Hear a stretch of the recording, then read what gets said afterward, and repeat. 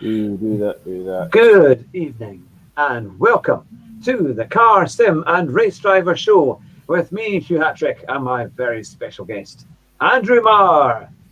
Hello. Hello. That's all good. That's all good. Well, we hope you're all well and having a good week. We know that it's been a bit difficult in the last wee while with all these lockdowns and this horrendous coronavirus. But hopefully you're all well and things will start to get better. Potentially, we were told today it might only be another 3 weeks or so of this kind of emphatic lockdown. But we'll see how it goes, if it's going to be any longer than that. But you've got at least half an hour of motorsport madness and banter that you would never get anywhere else. Nor would you want it anywhere else. Yeah. Not if you had any sense. You're maybe perhaps a glutton for punishment. Then you'll be glad to be watching the show, eh? But we've got news for you, though. And one of the headlines tonight is there is a Chinese Grand Prix coming up this weekend. It's another virtual race. And it has 6 drivers from the current Formula One grid. Have a guess, Andrew, as to who it might be. Oh, I'm going to take a stab at Lando Norris. Yes. Because he's been having a virtual race 5 times a night for the past 3 weeks, I think. I keep getting emails. Lando Norris is live on Twitch. And you're like, is he? Okay. Okay, so Lando Norris. Who else is a regular coming back? Is Johnny Herbert going to be in it again? I hope so. I'm not sure. I didn't mention that, to be fair, on Autosport. But think who's already been involved. Yeah, I'm trying to. That's why I went for Johnny Herbert. So there's Lando Norris. What about the It Is I Leclerc brothers? Yes. Well, certainly Charles Leclerc is in it. What about Arthur? Arthur, King of the, not Britain's. But yep. So Charles Leclerc is in it. Alex Albon is in it. Oh, he was in last time, wasn't he? He was in it last time. And very well. Nicholas Latifi. Nicholas Latifi. Well, he didn't do either, did he? No. Along comes Ant. Ant is watching. Is he? Hello, are you watching? Good to see you, Ant. Good to see you. And or to hear from you, or to see your comments. It's all good.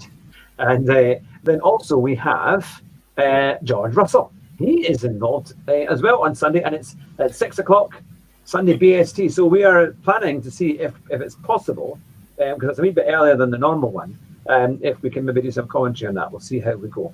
But we haven't made final commitments to that. But we'll let you know if you look out for our adverts for our streams, because we'll do our best to let you know as soon as we can.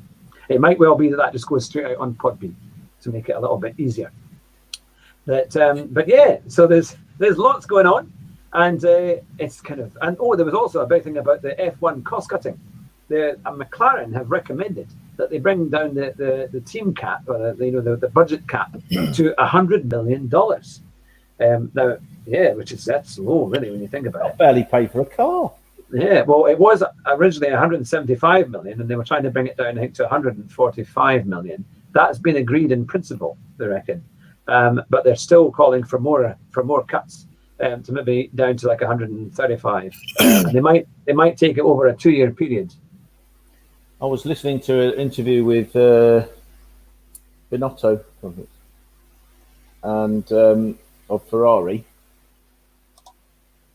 and one of the things he was pointing out is that some of the teams, like Mercedes and Renault and Ferrari, do more, completely a lot more than the customer teams. They develop an engine and maintain the engines, this kind of stuff, and so he reckons that that's a pretty good reason why they should have a slightly different cap, because if they supply an engine.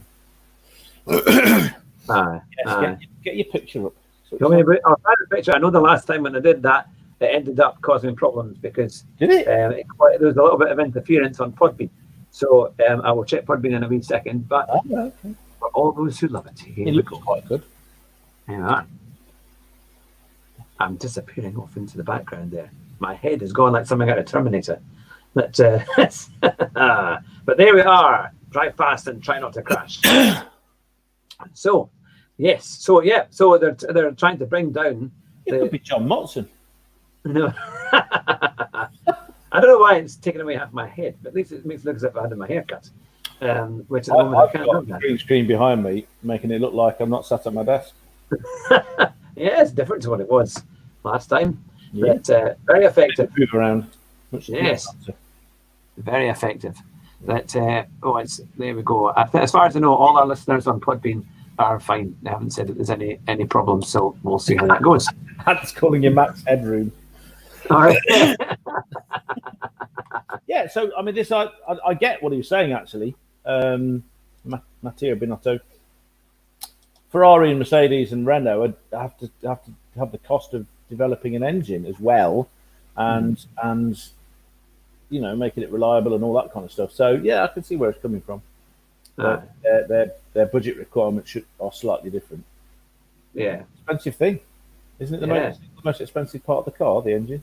Yeah, and now they're so much smaller than they used to be. Because a few weeks ago, I was looking at one of the old F1 engines when it was a Ferrari from '95, and they took the top off the car, and it's still quite a big engine, and it was a V12, and now with this little V6, it's so small compared to it.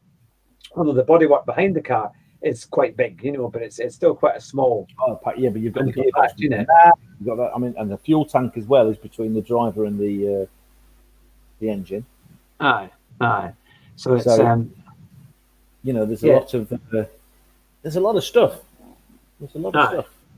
So it's interesting how it's completely changed. I have to say I still prefer the old designs. I think the back of the car was so unique when it was quite it was it kind of came up on both sides and went down in a kind of quite a dramatic way. So they looked kind of squatter. I mean, what always amazes me is when you see a Formula One car for real, it's how long it is. And in the old days, they were quite long, but they're also wide. And with those engines as well, they were something else. But now it's much smaller. So they're going to. I think we might even see the technical regulations for 2000 that were going to be 2021, coming into even 2023. Sorry, 2023. Lost my hair. Yeah, I know.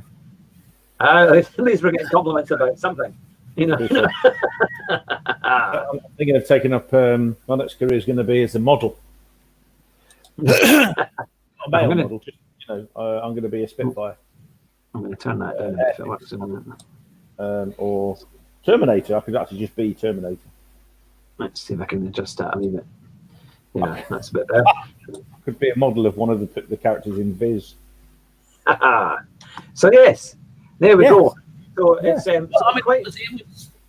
it was the Ferrari that started this. What do they used to call it? The Coke bottle, where it sort of did that. And I read Adrian Newey's autobiography, and it's really good. It's how to make a racing car. It's brilliant. It's a proper geek's book. If you're a nerd and you like to have things explained, read that. Really good. Because he is a nerd. I mean, he's about as nerdy as anyone on the planet, I think. Adrian Newey. I love him. And he was saying that part of the whole design philosophy that he started to make the cars as fast as his cars have been is making it as small as possible, coming out the back and underneath. And the tub, the V shape underneath, everything as little as possible. That's why when you get the pods now, they used to do that, didn't they? Like a square. And now they go sort of curve away quite dramatically, don't they, from the top? The wide at the top, at the bottom, like shrink wrapped onto the backside of whoever's driving. It's all aerodynamics. It's all to get the air to go past and come off the back end, easily, Yeah. So, nice idea of yours to have it all slopey at the back, but it ain't happening. Yeah, no, that's the thing. But on other news tonight, for all you gamers out there, for all you gamers, and we have lots of gamers who play PlayStation and things like that and love the racing games. I know that now you've seen us play the racing games. You saw Jonathan and I play it last week, didn't we? On GT Sport. Yeah, well, this is the exciting thing. I have an excuse now to play more games. You're going to be rich. Well, you're going into the Formula 3000 sim races, and you are second in the championship, no?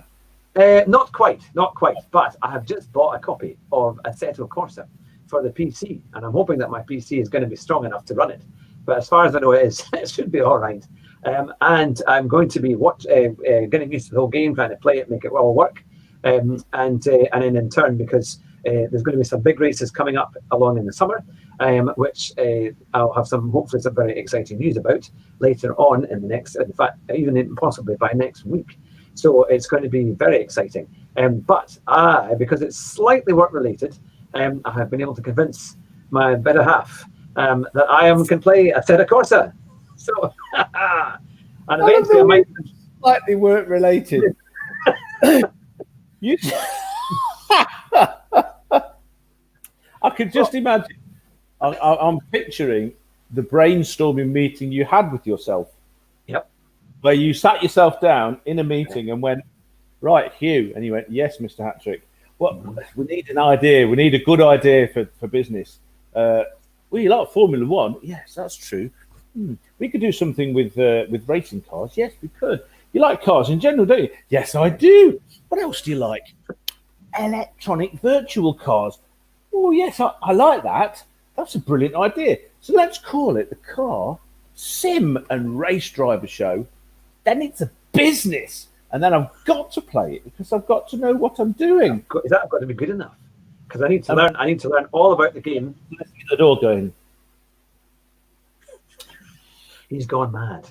He is. Well, if he wasn't already mad, he is now. Do an impression of a sort of cranky, a bit like Al Murray does, but I'd doubt it sounds like that.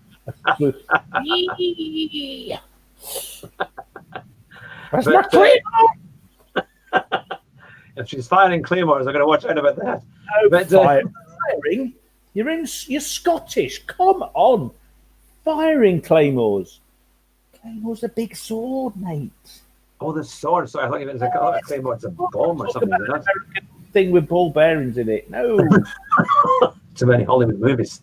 But this is what I used to play as Call of Duty, and I use claymores quite a lot. Of course. But I have seen proper claymores. I've been to Blair Athol Castle. Oh yeah, yeah. Where Black Watches and the Victoria and Alberts got together. And the Stuarts used to live. Do you know they were ugly? They looked like the weeds you'd beat up in school. You know, there was no chin. Honestly, actually, like one wall's great because it's a whole wall of brown besses. You know, the old muskets. There's hundreds of them just on a wall. You're thinking, well, they're not going to be much good to anybody up there. But in the corridors, there's a proper, and it's a reaching height. Me and the kids had a good look, and it's sharp as anything. Presumably they've kept it sharp just to teach people a lesson. Just in case they go. I had a Scottish friend talking about claymores once to me, saying, "You see them on these films, and they're doing it one-handed." No. Yeah, no, it's too heavy for that, isn't it? Far too heavy. It's a two-handed broadsword. Going back to my Assetto Corsa, if anyone's watching who's ever played it, I'll need lots of advice as to how to make the replays work, because I've got to be able to familiarise myself with the game completely and make it all happen. So I've got to be able to do replays, watch it all, see how all the kind of I think you can do like reviews or something. You can go into like the replays and watch how everything's happening. It's all in the program, I guess. It's all in the game. Yeah. So I'm going to download it all and then set it all up. And it's supposed to be very good. Everyone says the course is great. Apparently, you can link Twitch to these things, and you can play it on it and it'll stream it yourself on it. That's why I'm on Twitch, and you watch people you know. Yeah, because I'm on Discord. I've just tried to join Discord and have next to no idea how that works. I know I'm a member on somebody's server. That's about as much as I know. And I know I'm going to try and find other people. And one of my good friends has given me a video as pointers as to how to work that. But I'm sure by the time it all comes about, we'll be ready to do our stuff. But I'll try Twitch then and see if I can get myself linked up on that.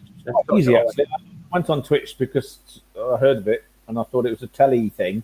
It kind of is, but it's a telly thing for gamers, really. If you're into your games,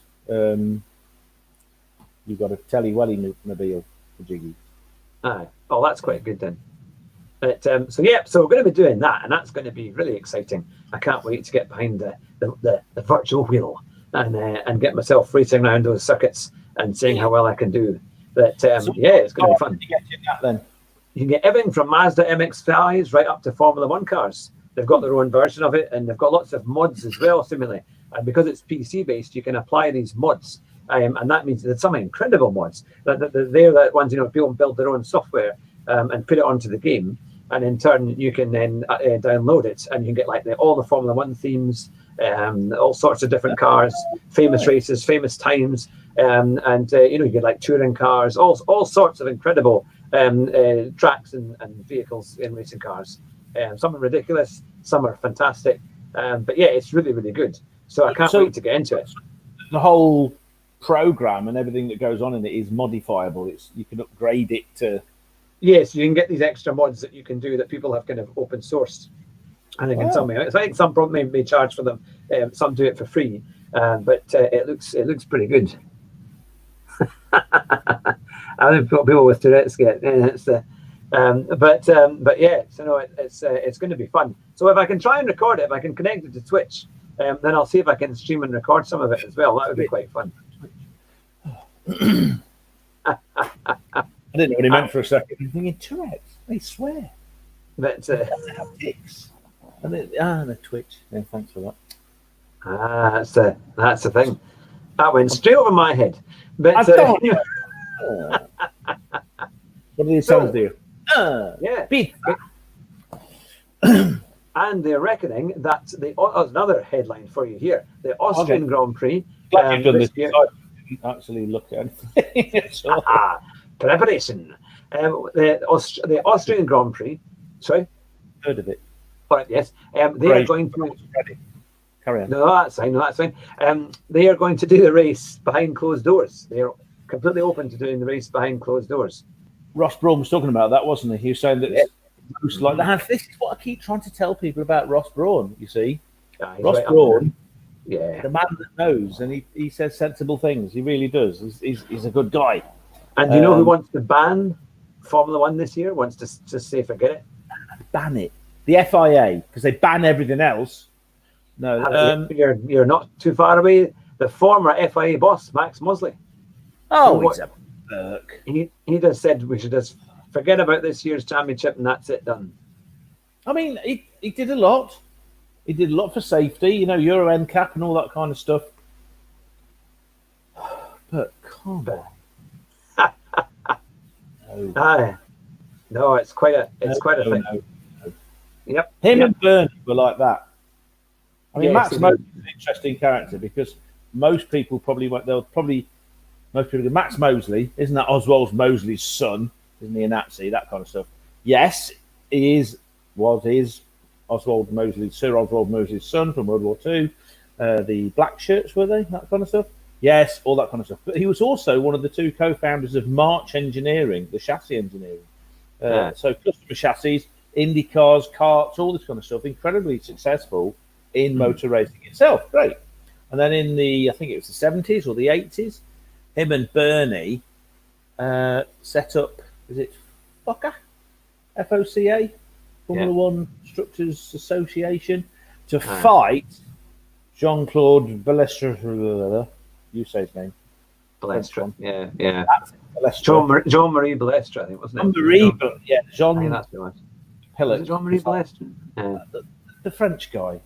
And the reason why I say the French guy is because he was the one, any Senna fans out there will know he's the one that Senna used to shout at. Because every time something helped a French driver, it seemed to go that way. He was about as corrupt as they come. But then Bernie is about as Bernie as they come, isn't he? It's like swapping a bent politician for a mafioso. Kind of all... Yes, it's. I think to run these incredible sports, you do need people who are very charismatic and who can kind of make decisions. And that's why Bernie always says he just made the decisions himself, whether they were always right or not. I don't know. You do know the old. You may know this saying because we're from a similar background in many things. For God so loved the world, he didn't send a committee. Yeah, exactly. No, that's a very good one. Committees are the worst thing that can ever happen anywhere ever.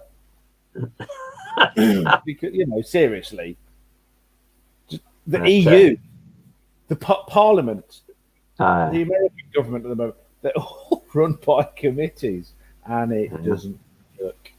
Yeah. Ford bought Stewart Grand Prix, which was very successful, as we both know. Yeah, won And races. better and better and better. And then Jackie Stewart, canny lad. He must have made a good bit of money out of that. What a Geordie, though. I'll let you do his accent. Do it better. He saw the writing on the wall. He knew that there was no way that a small team could survive. It needed to be manufacturer based or manufacturer backed.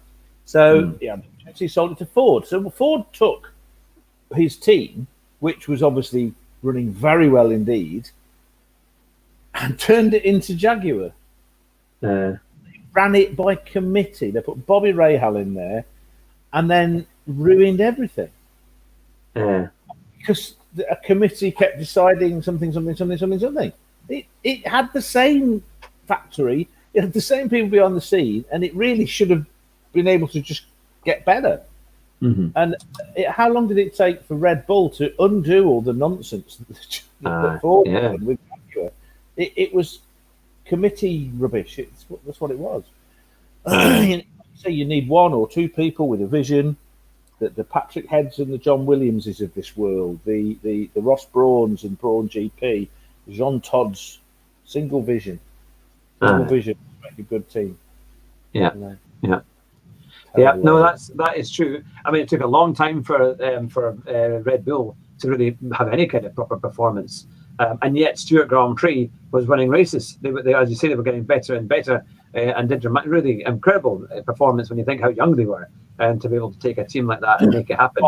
5 years old. Yeah, I remember. It's a kind of a contrast because you had BAR came in with, I think, the second highest amount of money. Budget. They had a huge budget, and they didn't get a point for how many years? They were at the back. The team above them was Minardi, and there was some figure I remember on one of the TV shows. I can't remember exactly what it was. It was either that BAR's overspend was equivalent to the entire Minardi budget, or the motorhome thing they carry around was equal to the Minardi's budget. Whichever one it was, Minardi was able to take the tiny amount of cash they had and beat BAR. BAR came in boasting that they had the best car and the best team and all the British American tobacco money, and they had Jacques Villeneuve because it was partly his team, he part owned it, and all this kind of stuff. Honda engines, they were gonna be winning races by the end of the year, they reckoned. And they were nowhere. Do anything, just went. You don't go into Formula One and just do that. Jackie Stewart came in and went, well, listen, it's going to be 5 years before we even start midfield competitiveness. So don't start expecting anything. And didn't they get points in the first race or something like that? Yeah. And I remember the BAR, they had some big smashes as well. I mean, quite incredible crashes. Like the wings would fall off and all sorts of stuff. And I remember on Australia, the wings came off and there were some huge shunts. With Villeneuve and Zonda and all sorts. They were always quite dramatic.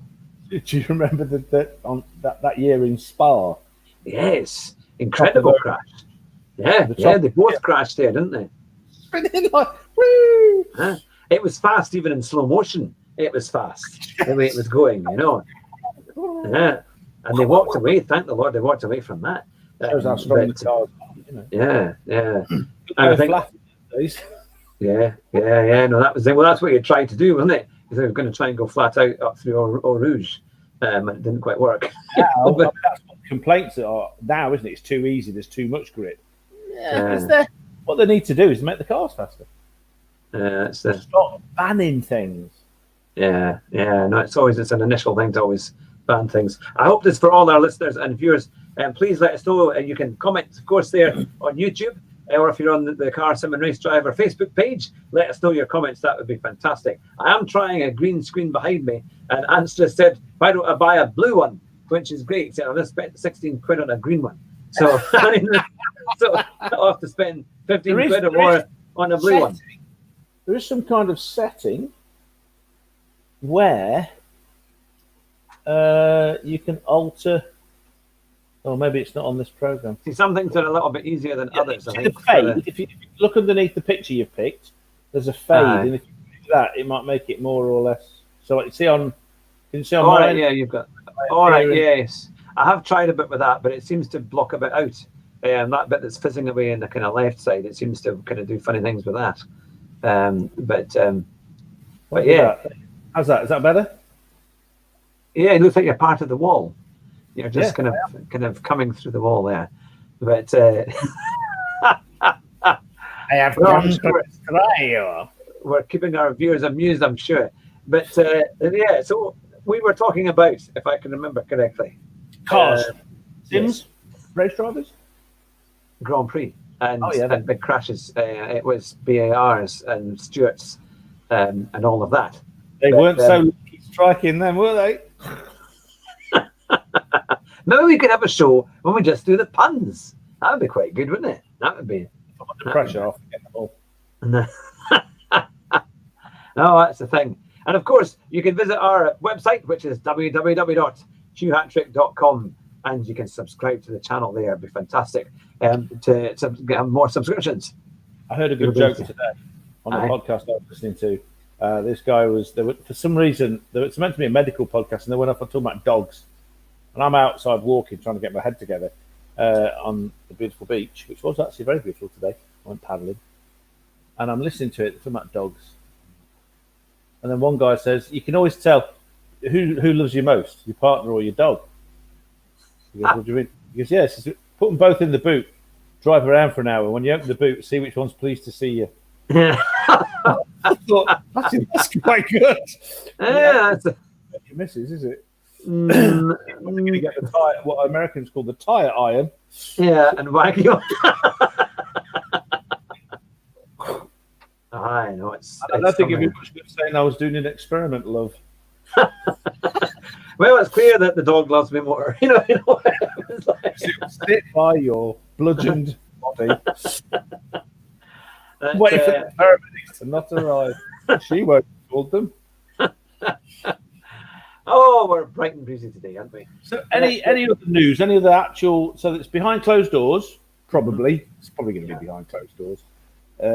We talked about this, didn't we? The atmosphere is quite good and all this kind of stuff, but the big audience is the TV audience, isn't it? And that's where the real money comes from. The circuit gets the money from the crowd, but But at least it's people watching and the TV audiences. So if they at least run the race, even if it's no spectators on site, they're at least getting the revenue from the TV companies, which is important. Exactly. So it will be coming in then, and then they won't. Yeah. They're talking about.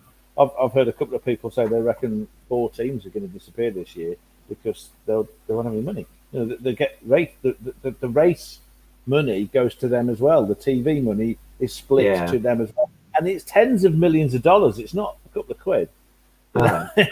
People think they get all their money from, or even most of their money from sponsorship. They don't. They get it from the racing, competition money, and TV money. Mm-hmm. Mm-hmm. Yeah, so that's why they really have to happen in order for it to work and to keep going.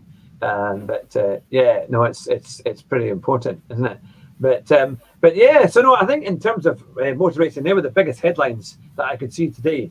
I think it's hard for the motorsport community because with all this lockdown, how do you create the news? How do you get things happening? And there's only so much you can do if there's no racing taking part. But hopefully, if it's another 3 weeks of lockdown, then maybe things will start to ease up in about June time or maybe middle of June, and we'll start to see some things happen. And they'll have more Formula One drivers coming into the esports races as well. I think that's crucial. They really need to do that. There seems to be less going in than last time. Well, I think there's 6. It was the same as before. There's 6 Formula One drivers from the current season. So that'll be the same coming into for this Sunday. Jimmy Broadbent has made comments on Twitter about how great it is to race alongside these untouchable people. Yeah. Well, people. I do think though they need to do a bit more of that. I think they need to have all 20 of them. I think realistically, I think they could easily sort that out. I reckon, and I think that would be interesting because I think a lot more people would watch that and a lot of our generation would be interested in watching that. And if it was done properly through Sky and through YouTube and or whatever else, I know they do it on YouTube at the moment, but if it was done through the proper channels, and I think it would really help. And I think as it goes on, I think they'll be furiously working on it just now to try and develop the game. I think they realise they can't see enough of it, and that should. It just seems to me that they're putting more effort into playing old races. They keep getting old races, and on Instagram and on Facebook and on Twitter and all these things, they're advertising the hell out. They'll have a theme: Michael Schumacher winning in Spain. See that today, and all this kind of stuff. Yeah, that's right. They put the old ones out. I mean, it's great to see them. Don't get me wrong. It's just it's not quite. It's not. You know what? It made me think just there. Would it be not much more interesting to see all the F1 drivers doing rallycross and do a rallycross game? That would be far more exciting at Brands Hatch. You could have a champion equivalent. Stick them all that'd be far more better. A set of Corsa, what's it called again? Yeah, a set of Corsa. Yeah, a set of Corsa. And each race, they can pick whatever car and then see what they do. I'm sure they're going to the entertainment side of it, the slightly mad, sillier side of it, do it properly. Yes. Be mad. Exactly. Yeah, and they could have Murray Walker commentating. That would be because he used to do the commentary for the rallycross. He was brilliant at that. And then I remember there was one when he said, "And here comes whoever is Jimmy coming around the corner." And then and it was in a Mini, and he went right off the track and crashed. And he says, playing that one. That's what happens when you get your line wrong. It was like it's the famous Murray Walker kiss of death, isn't it? Yeah, exactly. And he's going to win now, and they run out of petrol. Didn't Nigel tell him to shut up? Yeah. And when Senna came round in '92 at Monaco, with Mansell inches behind him. And they came into the Rascas, the last corner, the kind of the hairpin down at the bottom, and then they kind of come up, and then it's the kind of tight right, and then they go on to the start-finish straight. And he says, and Senna has won the Monaco Grand Prix almost certainly. And it was like, we're going to cross the line because I remember his engine giving way on the last lap. Yes, now was that in Spain? I think, wasn't it? I think that was in Spain. I think in the same race, both McLaren and Mercedes went pop. It's bad. DC and Hack losing the. Now, Anne has come up with a great suggestion. Let them run round the track, and I was saying you could do that, or you could have like a cycling race or a go-kart race round the Grand Prix circuits, and then they don't need spectators. Well, then they could do Monaco. You could just do Monaco in a go-kart. See, Monaco in a go-kart might be all right. Yeah, that might work because it's quite short. It would look so slow. It would be ridiculous. They'd have to cut a bit of it out. Can you imagine straights in China or Malaysia? You could cut some of it out. And he's just entered the back straight. We'll be back in 5 minutes when he gets there. And you could have adverts back. It wouldn't matter if it's interrupted. There's nothing to interrupt. Mute on adverts, so it'd be just like you'd have a 2-lap race, and that'll be it. Which line are you taking through this corner? I don't know. There's about 1,000. That was the thing. I'm only doing 50 miles an hour. We used to watch it on Eurosport in the early days. In the early 90s, it was Eurosport that covered Formula One with, I think it was John Watson and another chap who used to commentate for it through Sky TV at the time, because Jonathan had it and we used to watch it down at his house. And we'd only be about 17 or 18. And so we were watching these races. And then, of course, they'd have the advert breaks. And it was fantastic because the adverts that you got on Nose TV on that channel was far better than the ones you get on ITV or anything else. It was they're all like racing cars, and they had these really emotive Italian adverts, with the Ferraris racing past and pretty girls and all the kind of things that you never get now. They're not allowed that types of diversity. But they got now Coulthard or Eddie Jordan. But no, that's the thing. Ant said you could use a Sinclair C5. Yeah. Yeah, well, you never know. That must be time for an update. At least there must be time for a new version of C5. Yeah, it's called the Nissan Leaf, isn't it? Yeah, it's maybe slightly more refined. Formula E with pedals. Yeah, I've enough C5s left. I'd take you back to my original idea: a motorbike, car, Formula One car, and a bicycle. and then And you have to do three. a bit of each. You got the F1 driver, the MotoGP driver, and top flight Olympic cyclist. And Yeah. that's one team, and all three have to do so many laps each. You split it into three. Yeah, like a triathlon. Try a try wheelie on. Right. Got 8 wheels altogether. Well, that's the thing. Wheelie on. That would be all right, wouldn't it? Well, now we will come to a decision as to if we're going to be commentating on Sunday night. Perhaps you can let us know in the comments what you think. We should be out there trying to commentate again on the Chinese Grand Prix this Sunday. I think it's 6 o'clock. Now, whether that's the start time, these things aren't always that clear. Whether it's the actual start of the race or if it's the start of the coverage. I reckon it'll probably be the start of the coverage. And it'll be qualifying after that, and eventually we'll get some form of race. But if we can, we will do our best to get to that, because I think that would be a lot of fun. But on tonight is a shorter show, just because we've got quite a lot of things to do this week and lots of exciting news to announce in the coming weeks as well. 2 hours drags on a bit, doesn't it? Well, I don't know if they can take 2 hours of us. My goodness me. I know I can't. But for all our viewers, commentary last time, we commentated on the virtual Grand Prix. Then there was one after, wasn't there? Yeah, that was a very good one. The advert, what it was really confusing until it started, wasn't it? We had no idea what was actually going on in the program. But when it started, it was the pro sim races, wasn't it? That's right, the second one. The F1 race was a bit of a joke. Yeah, it was okay. When you saw the guys that do it, well, they're doing it for a living, aren't they? They're champions. Well, they're all champions, weren't they, or something like that? Oh, yeah. They're all pro sim racers, yeah. And they also didn't. Yeah. It's like so-called professional F1 drivers did. And that was all with the same settings as well, which is even more impressive. I mean, I think they've maybe got good settings. I don't know if it was a standard setup or if it was refined setups or not. But if they've got a good setup, then they were flying and they were fast. So no, it was pretty good. It was great fun. Kind of close. It's not. There's this thing that's annoying. This close racing. There must be close racing. Well, you can make everyone do no more than 20 miles an hour, and everyone's going to be dead close. But this was close racing because they were all really quick and really good. Mm-hmm. That's what we actually want. It's those kind of battles and the skill, and that's almost like that's what brings it be like in Formula One as well, isn't it? It's that speed and skill that comes from doing it so well, and they're all so close because they're at the edge of performance, the edge of what you can do in these things.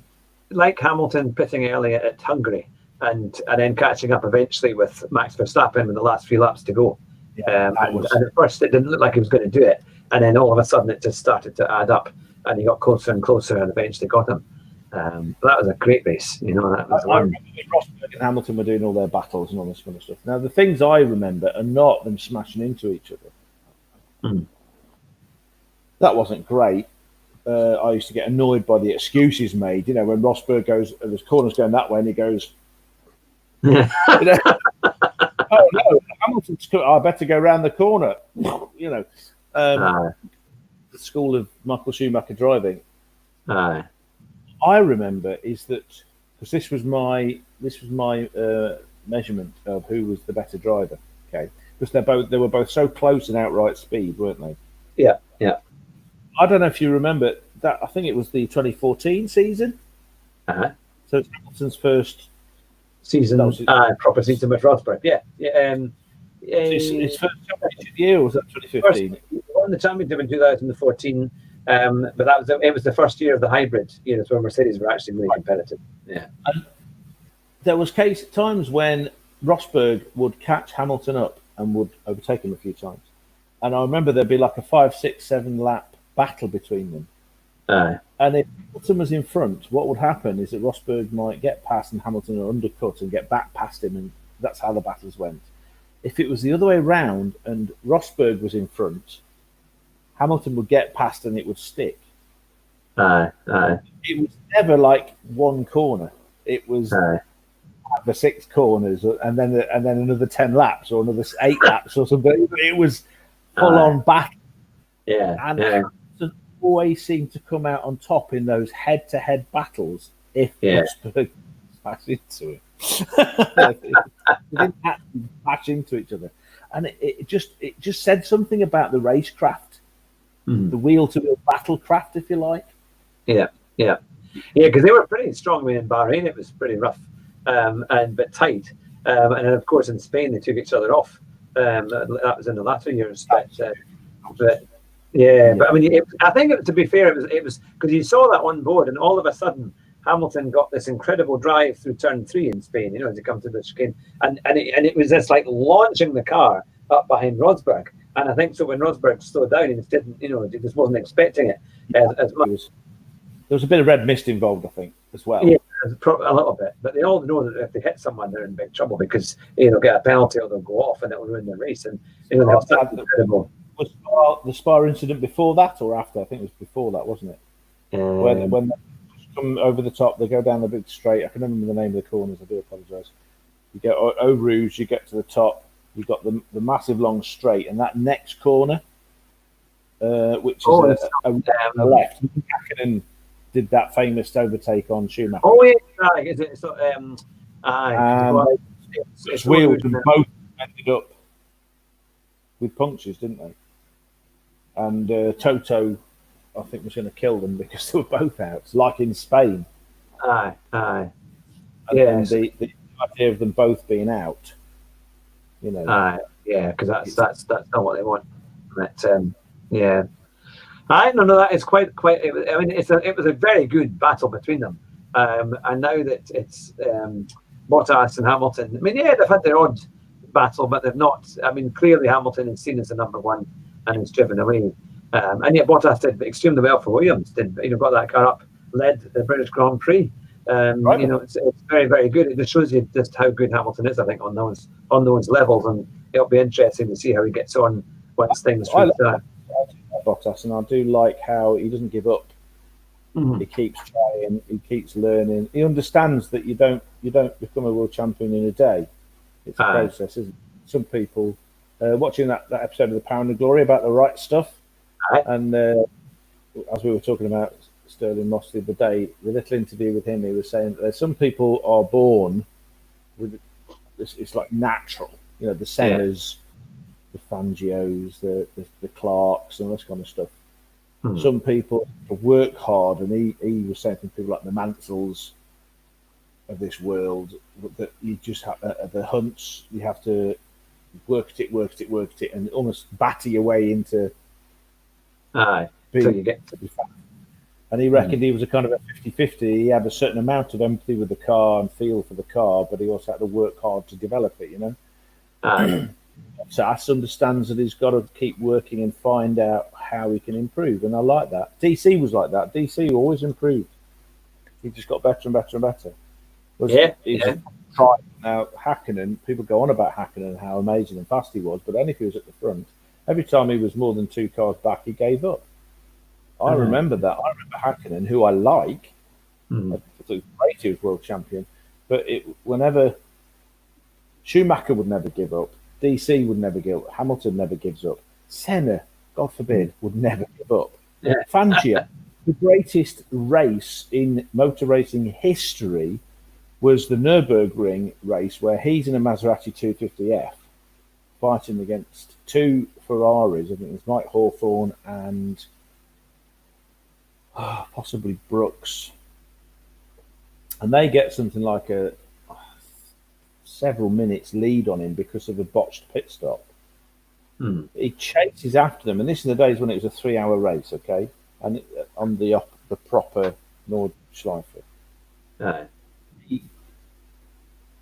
He had to unlap himself.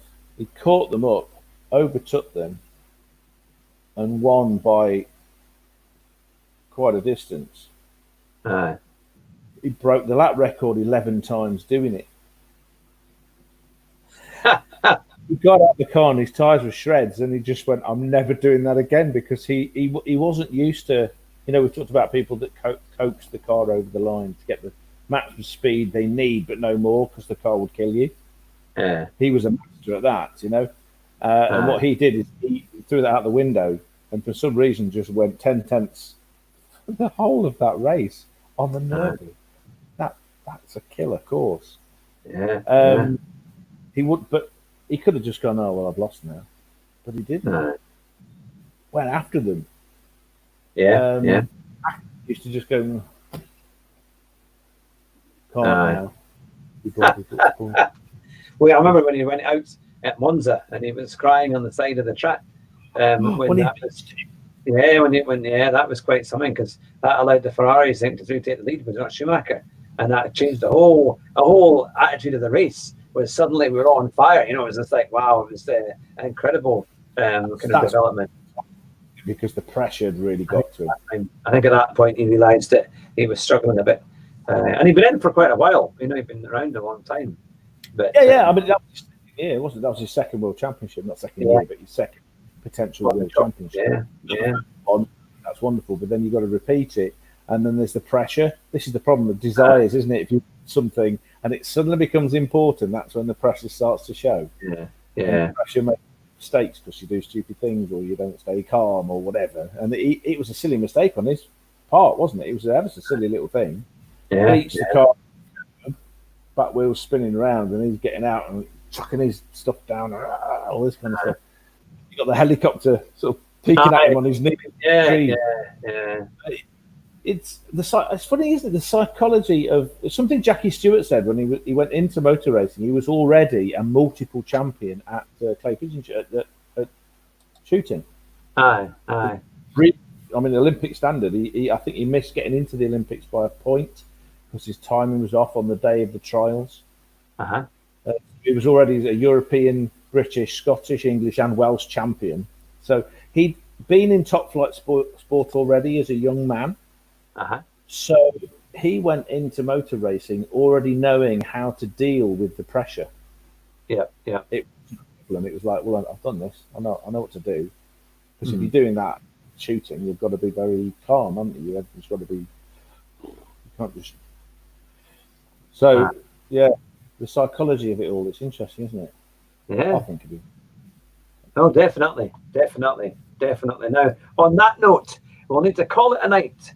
It's 45 minutes of the show, but I want to say a big thank you to Ant and all our viewers and listeners who have been on Podbean and on YouTube, and also on the Car Sim and Race Driver Show on our Facebook page. Thank you so much for watching and listening to us tonight, and this will go out as a podcast tomorrow as well. And hopefully we will get things sorted out and we'll get some commentary for Sunday night. I know that Andrew is desperate to say something. What would you like to say? I came up the other day with a saying. You have your drive fast and stay out of crash. Yeah. I was thinking of Star Wars and motor racing, and it may the talk be with you. Very good. Bad guy would be what was it? Darth Engine. Dark Engine, or something that's powered by an FSO, or something like that. As bad as it could be. But on that note, we'll be the Jedi. Exactly. It's time to drive fast and try not to crash. Take care, and we'll see you next week. Bye just now.